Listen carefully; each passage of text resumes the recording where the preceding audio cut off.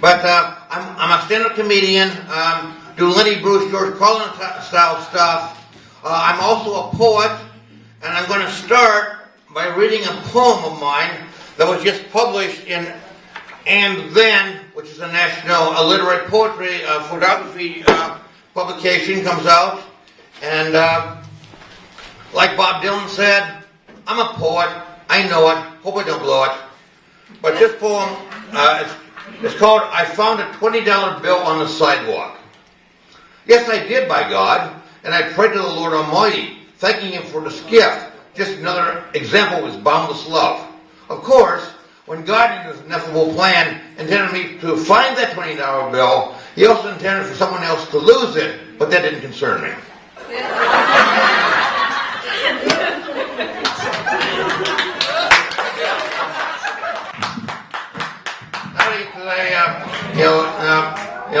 The comedy, like I said, I'm doing okay. This came up the other day when I saw the psychiatrist. He said, how are you doing? I said, I'm fine. He said, no, you're not. You're crazy. He said, and at the end of the session, he said, I don't know what to do with you. So he got a prescription pad, scribbled on it, handed me, and said, here, take 20,000 milligrams of Thorazine and call me in the morning. But actually, psychiatry does know what to do with people. Now it medicates them. In the old days, they used to take the deranged person, put him in a straitjacket, throw him in a rubber room, and let him become a zombie there. Now, they make you a zombie from medication. They call it recovery. I'm on medication. Psychiatrist put me on medication. I don't know how, I don't feel anything, I don't think anything, but the psychiatrist says I'm recovering. Am I happy? I don't know. Am I sad? I don't know. I don't know or think or feel anything, but the psychiatrist is happy with my progress. But that's the way it goes.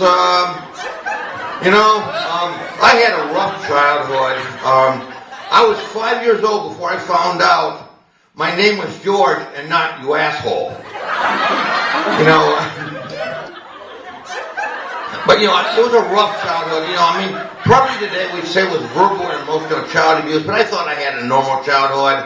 I thought it was just natural, to hate your parents or for your parents to hate you. I thought it was just natural to walk on eggs all the time so you didn't trigger their screaming, ranting rages. I thought it was just natural for my mother to go off, about how dirty I was because as a male, I couldn't squat pissing. Sorry, Mom, I know you believe in God. You ought to look at it this way. It was God's plan to create people like me who don't squat pissing. That's why God created us that way. I'm sorry you didn't like that, but that's your problem, not mine. Tell it to the priest. Anyways, get back to politics. As you know, Obama is trying to negotiate with the Republicans. And as usual, he's come up with his patented negotiating style. Republicans, I'll concede everything you want. Just give me a few crumbs. And of course, the Republicans answer, fuck you. And he says, well, that's a start. Let's see if we can't work on that negotiating point a little more. I know a lot of people are disappointed in Obama. Especially the Obama was elected in 2012, and of course the Obama was elected in 2008. What they don't realize is that there actually was a third president elected between Obama of now and George W. Bush. This was the Barack Obama who we thought we voted for in 2008. He made a few speeches, then died very mysteriously and ignominiously in the summer of 2009, and hasn't been heard from since. But, when Obama was first elected in 2008, a lot of people thought he was going to be the next SDR. Now he looks like he's going to be the next Warren G. Harding. Keeps this up, he's going to make Calvin Coolidge look good.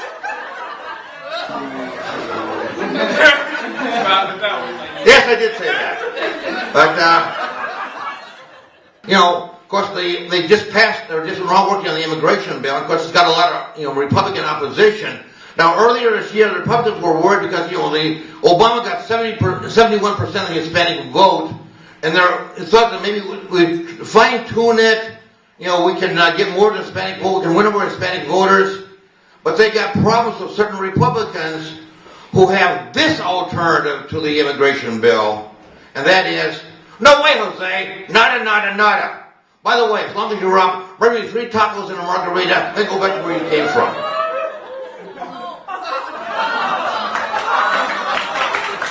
Well, anyway, I'm an angry ex-Catholic, but I'm genial about it. Just the other day, I was walking down the street and saw a group of Catholic priests, and I said, "Good morning, fathers. How are you doing? Spent time with the kids lately." Of course, we got a new pope, Francis. He actually was the runner-up in the election that elected Pope Benedict XVI. But as a wag pointed out, he lacked vital Hitler Youth experience like Benedict. But he got around this time and said, the cardinal said, we don't have someone who's had a necessary apprenticeship in the Hitler Youth.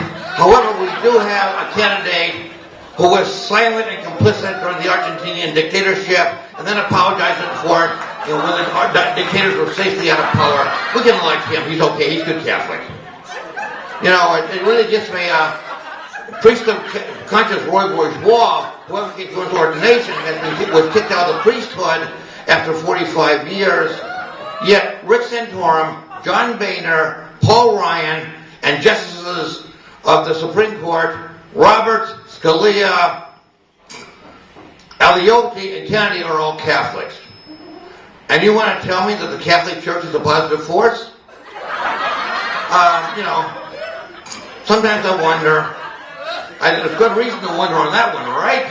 After all, kick out your best people and replace them with what?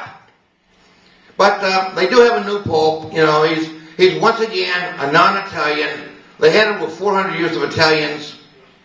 And Pope Benedict XVI was complaining about the Italians shortly before he left office. He says, these Italians, they gave us nothing but trouble. First of all, they gave us Galileo. He still causes us headaches. Then they gave us Mussolini. He causes us to lose the war. Then they gave us Dino De Laurentiis. He gives us all those bad movies. Und if that's not enough, later the one's responsible for giving us Mazzoli. Hey, I actually got a laugh there. Wow, I'm breaking my record. That's all 2 laughs in one performance. But it is a pleasure to be here. I like to support, the K.I. Center. I am so glad because I was at the open OmniMic, the special OmniMic last week at the Museum of Art, and that was really wonderful. And it's good to see you as co-sponsors and to get that attention.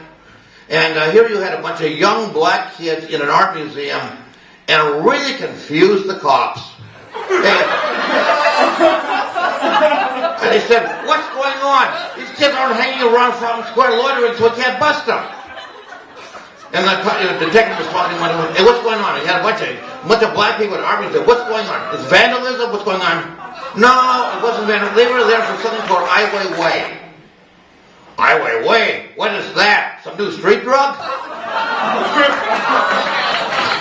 Oh, those people will do anything. They'll take anything. But crime is everywhere. Just the other day, I was robbed in broad daylight in my supermarket. Yeah. In the checkout lane, the cashier did it. Then I drove from there to the gas station to fill my gas tank, and I was robbed again, only more impersonally, by the credit card accepting gas pump. Yes, $4. Yay. $4. Yeah, really. But I am glad to be here, and I'm glad to be here, and I'm just about finished. I'm sure much to your great relief. And thank you for being such a good audience.